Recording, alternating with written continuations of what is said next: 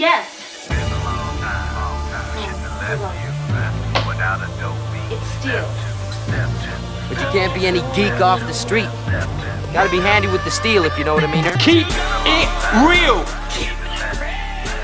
Keeping it real.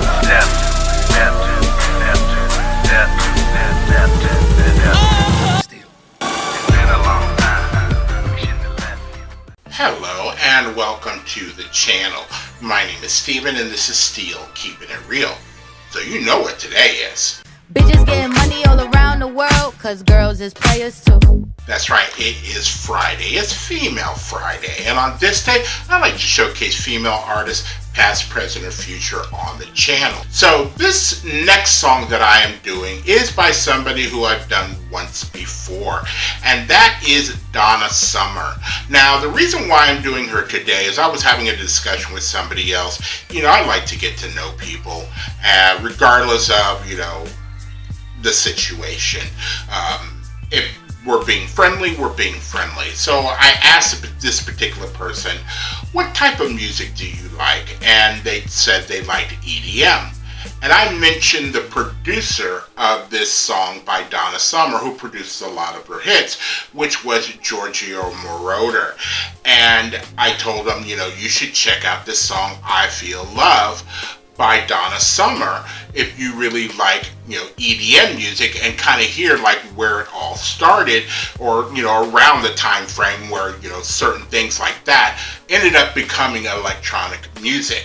And I was going to do I Feel Love, but the only reason I didn't was because I didn't feel like it showcased enough of her voice. It's a great song, it's a great disco song, but I find that this song that I'm going to do, I find more appealing, and that is Dim All the Lights from 1979.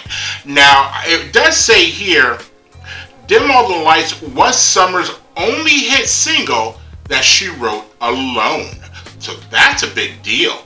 And it said she had originally considered giving the song to Rod Stewart, but she changed her mind. Good for her, because this is a great song for her. Now, it also says the song was nominated for Best Disco Recording at the 22nd Grammy Awards in 1980. And it does say the song is remarkable for a sustained note held by Summer for 16 seconds, temporarily holding a record until Barbra Streisand broke it a few years later. That's also saying something. So let's take a look at what this song actually did do on the charts. And Bolemo went to number 28 in Belgium, number 13 in Canada, on the Canada Top Singles, number 4 in Canada Dance Urban, 30 in Ireland, 4 in the Netherlands, Tipperary, number 28 in the Netherlands Single Top 100. That must have been before they switched over to that other one that I normally say. Number 14 in New Zealand, 29 in the UK, but number 2 on the Billboard Hot 100. And number 44 on the US Adult Contemporary, number 54 on the US Dance Club Songs, number 13 on the US Hot R&B and Hip Hop Songs, and number 25 in West Germany. Now, the other interesting fact about this is that it says it was blocked from becoming the third number 1 hit from the album by Heartache Tonight by the Eagles for 1 week, and then by Still by the Commodores the next week. 2 great songs. I'm not going to begrudge, you know, the Eagles and, of course, Lionel Richie and the Commodores from having a number 1 hit. But, you know, she's in good company if that's what kept you from being number 1. So, if you like videos like this and others on the channel, please don't forget to hit the like button, the subscribe button, and the notification button, because I'm doing at least 10 videos each and every week. So, without any further ado, here is Donna Summer and Dim All the Lights. All right, everybody's back. Yeah. Time to resume the wake-up. Alexa, dim the lights. Dim all the lights, sweet darling, 'cause tonight it's all the way. Turn up the old Victrola, gonna dance the night away. Love just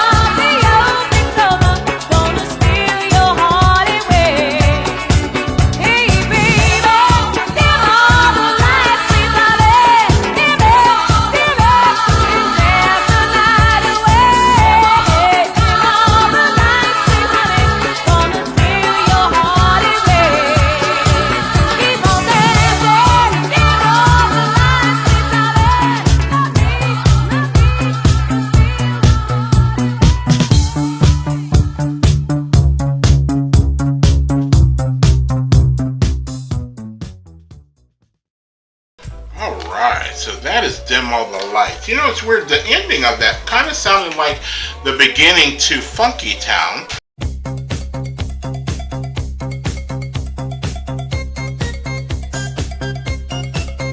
Which, this being 1979, I think Funky Town is around the same time frame.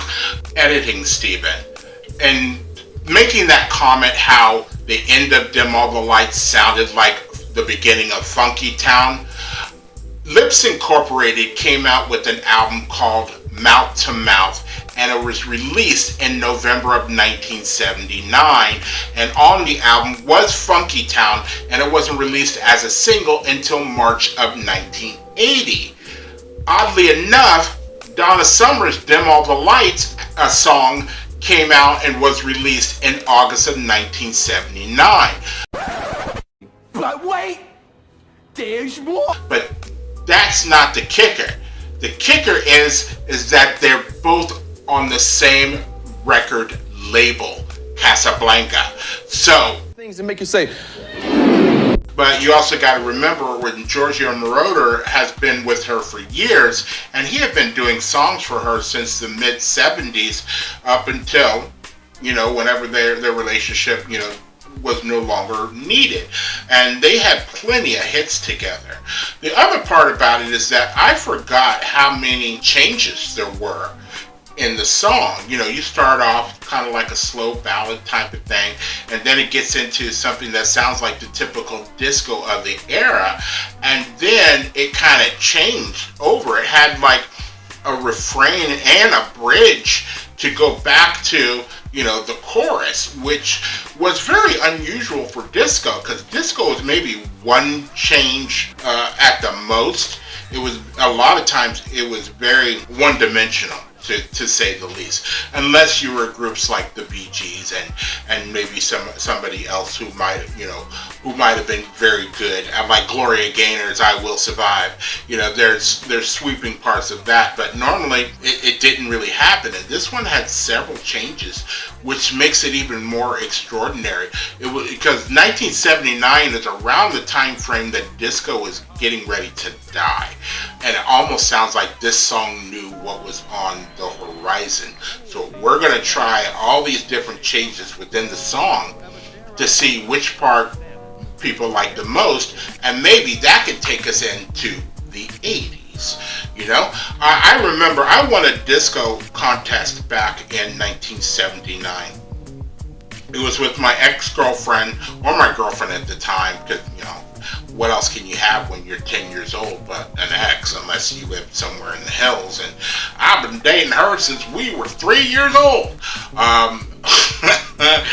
But we won a disco dancing contest in 1979, Christmas of 1979, to the song "Shake Your Body Down to the Ground" by the Jacksons. And again, around that, I think that song is like maybe 78.